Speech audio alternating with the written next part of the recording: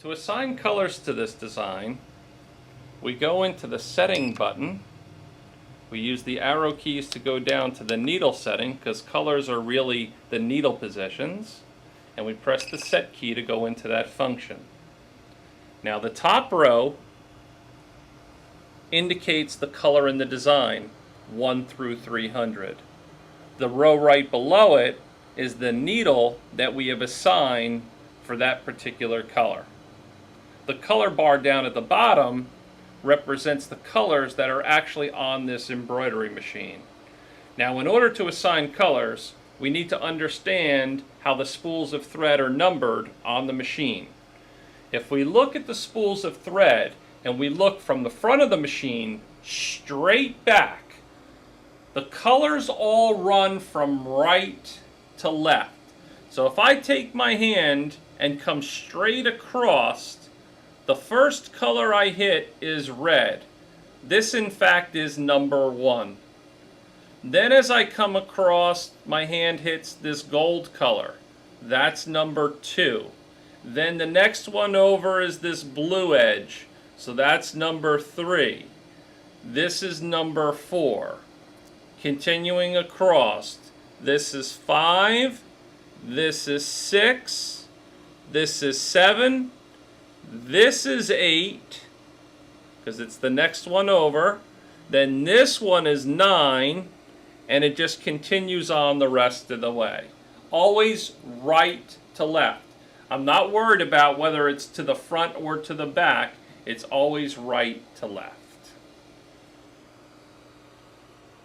Now another thing that we like to do is I like to make sure that the colors that are on the machine are matched up to the colors that are on the display panel. So for example, I have in position 10, I actually have a gold metallic thread, whereas if we look on here, it's showing me that we have dark blue. If we look at the machine, we in fact have gold metallic back here. So this display doesn't accurately represent what's in that position.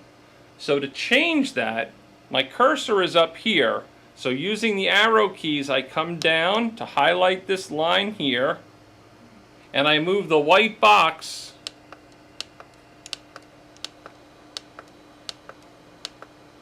over to 10. So now the white box is around 10. I press the set key, and now I use the arrow keys to work my way around until I find what kind of represents a goldish color. Then I press OK to lock in that value. If we look now we don't have navy blue in there anymore. We've got a color that more accurately represents the color that's on the machine. Now we need to assign the colors for this specific design. So I move my cursor up to here, and I know that in this particular design, it's a 7-color design based on the information that I was given. The first color is white. So white on this machine is needle number 7. So I simply hit 7 on the keypad.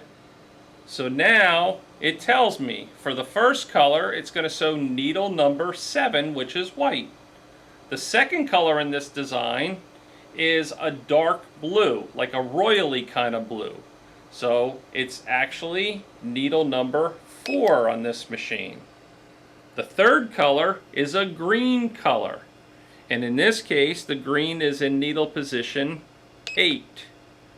It's now looking for the fourth color in the design. The fourth color in this design is this mustardy yellow color. That's in needle position 2. The next color in the design is black, and in this case, that's on needle 5. Then it shows the next color, which is white again, which is needle number 7. And then it shows black again, which is needle number 5. The machine is going to ignore the rest of these colors because the design only has 7 colors in it. But if you don't want numbers underneath anything past number 7, we simply come down to the F3 reset button and hit that, and it zeroes all the rest of those out. Now, what is the advantage of matching this color palette up to the colors that are on your machine? Well, the tremendous advantage there is when I press the simulation button, it shows me the design in the approximate colors it's going to sew in. When I look at that, if I see the colors the way they're supposed to be, I know that I assigned the colors properly. For example, if the bird's chest happened to be purple or pink, I would know that I assigned the wrong color. In this case, those are the proper colors for a blue and gold macaw. So now I simply hit the escape button, and the most important thing we can do before we leave this screen, we must hit the OK button.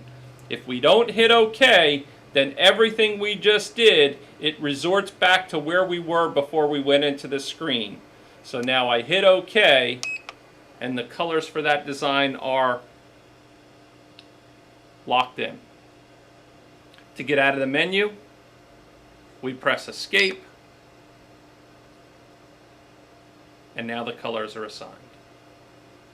As you just saw, in order to assign colors 1 through 9, we simply use the corresponding number on the keypads, numbers 1 through 9. If we need to go to numbers 10 and higher, we must first hit the +10 button. So for example, if I want to assign needle number 13, I hit +10 and 3, and that makes it needle 13. If I wanted to do 15, it's +10 and 5. That makes it 15. If you want to do 10, it's very important that you do +10 +0 in order to get 10.